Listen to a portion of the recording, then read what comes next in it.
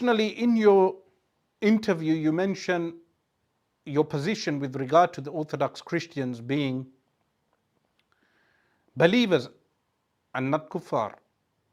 And the fact that if they believe the Quran to be truthful and a revelation from Allah, then you believe that they are not kuffar and they will attain salvation. I would say this leads to an internal contradiction. That internal contradiction contradicts the sarih of the Quran. How does it contradict the sarih of the Quran, the explicit Quran? Is that the Christians and Nasara that approached Rasulullah sallallahu alaihi wasallam from An-Najran, what sect of Christianity did they belong to? You know the verses in Surah Ali Imran, when the challenge was given, the mutual cursing.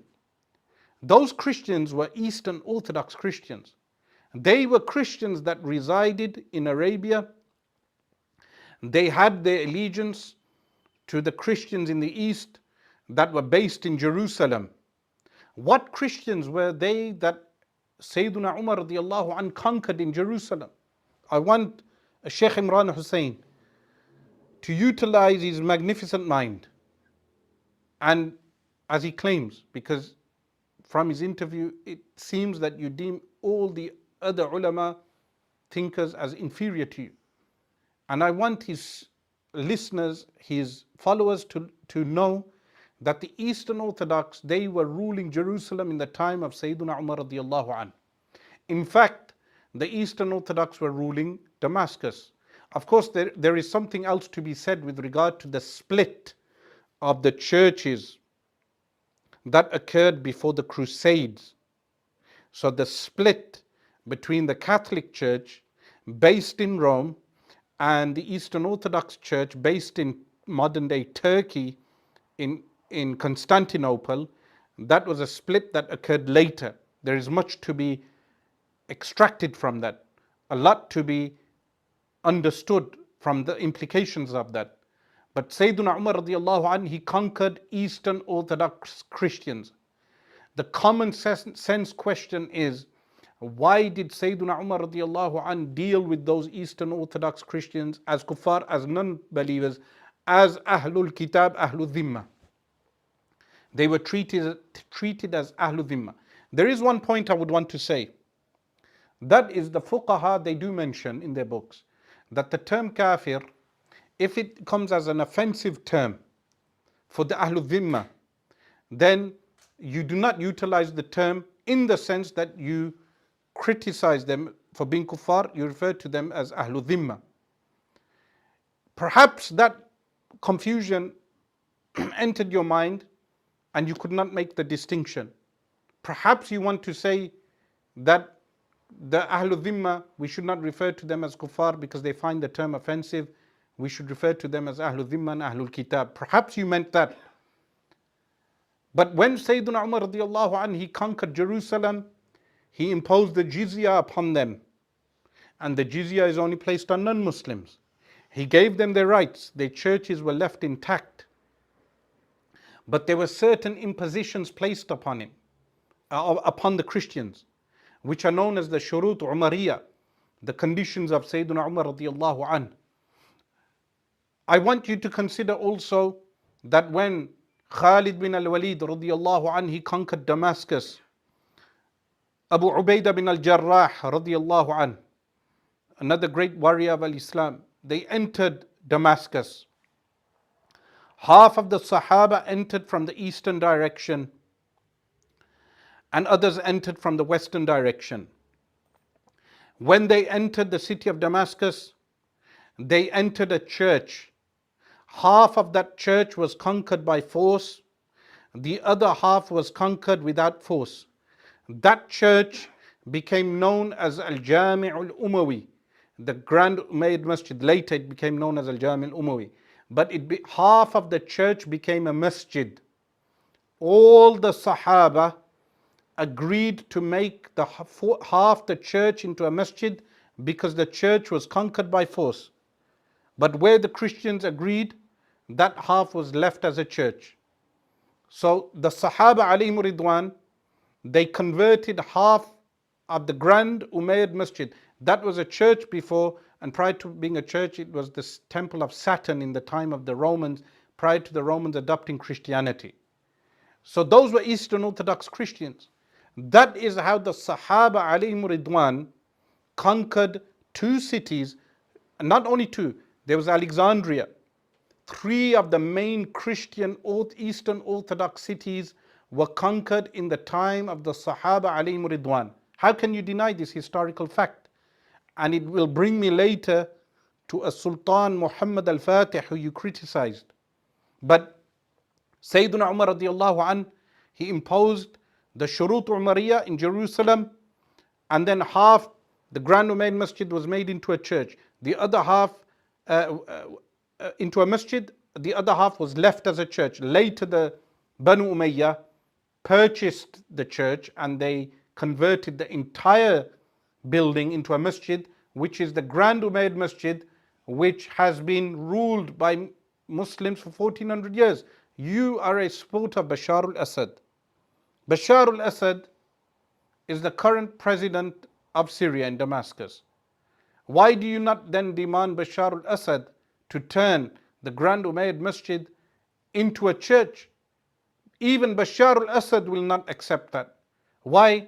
Because over 1300 years, well over 1300 years, the Grand Umayyad Masjid has been a masjid. It's a Muslim site, but it was taken from the Eastern Orthodox Christians.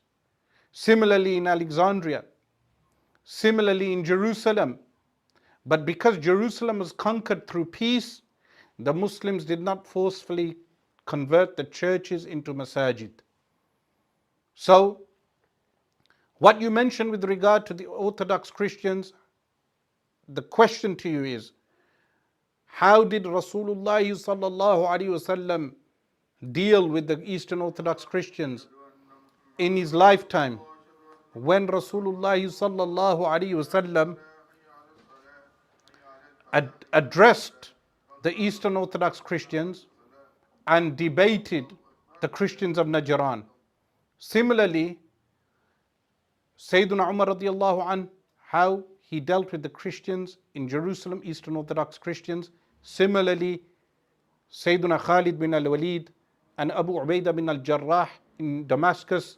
Similarly, Amr ibn al-As radiallahu an, the conqueror of Egypt under Sayyidina Umar radiallahu an, how he conquered Egypt and how he dealt with the Christian Copts in Egypt, that the entire history contradicts your theory. Additional to that, Amir Muawiyah radiallahu an, a companion of Rasulullah sallallahu alaihi wasallam and Khalifa for 20 years. Amir Muawiyah radiallahu an governed the Islamic Caliphate for 20 years. And during that time, companions who were greater than Muawiyah radiallahu an, they joined the army of Muawiyah radiallahu an in order to conquer the city of Constantinople. So the host of Rasulullah sallallahu alaihi wasallam, who hosted Sayyiduna Rasulullah sallallahu alaihi wasallam, when Sayyiduna Rasulullah sallallahu alaihi wasallam entered al-Madinah al-Munawwarah, he descended into the house of a Sahabi known as Abu Ayyub al-Ansari radiallahu an. The house of Abu Ayyub al-Ansari radiallahu an, the location is when you come out after giving salam to Rasulullah sallallahu alaihi wasallam towards the right hand side.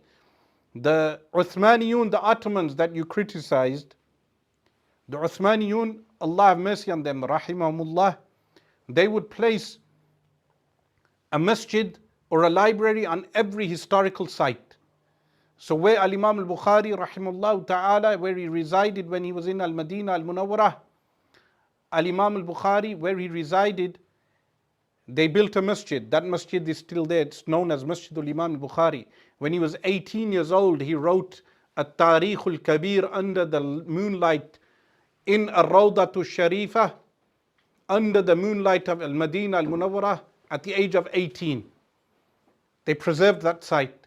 Similarly, the house of Abu Ayyub al-Ansari, radiallahu an, they placed a library. That library was known as the library of Arif Hikmat. It had many manuscripts. Rasulullah sallallahu alaihi wasallam settled in that house. The hadith of the conquering of Constantinople is a hadith related by that same Sahabi, Abu Ayyub al-Ansari radiyallahu an. So Abu Ayyub al-Ansari is a Sahabi. He didn't understand the hadith the way you have understood. He joined the army of Muawiyah radiyallahu an, and he attempted to conquer the citadel, the Eastern Orthodox citadel in Constantinople, in what they refer to as Istanbul today. Of course, the name is Constantinople. The Ottomans, they renamed it as Islambul, and they would refer to it as Astana. So, when Sayyiduna Abu Ayyub al-Ansari radiyallahu an, he joined the army of Muawiyah radiyallahu an, he was martyred in those campaigns, or he died during those campaigns, and then they buried him. Dozens of Sahaba alayhim ridwan, dozens of Sahaba alayhim ridwan died in those campaigns and were buried near the citadel surrounding Constantinople. So the Sahaba alayhim ridwan, they intended to conquer the city of Constantinople. So your position regarding La ilmu li sa'a not only contradicts the Quran, it contradicts the mutawatir qira'at which the Sahaba agreed upon. Your position on the Eastern Orthodox Christians not only contradicts the Quran, because your methodology is, and correctly so, that you start from the Quran, but your very methodology is contradicting Al-Quranul Kareem. That when the Sahaba alayhim ridwan, when they conquered all these cities, they imposed the jizya on the Eastern Orthodox Christians. And similarly, when Abu Ayyub al-Ansari radiyallahu an, he joined the army of Muawiyah radiyallahu an, he understood the hadith of the conquering of Constantinople better than me and you. So many of the Sahaba alayhim ridwan, they attempted to conquer the city of Constantinople.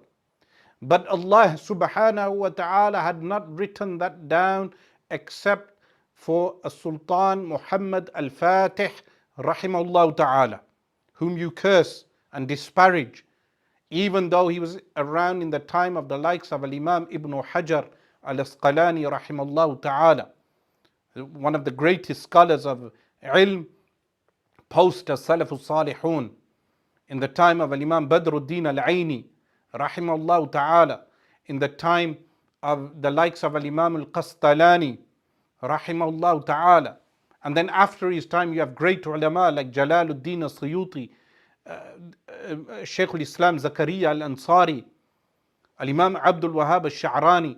All these great ai they accepted a Sultan Muhammad al-Fatih. Now, some of your followers may not understand these nuances and not be familiar with these type of facts.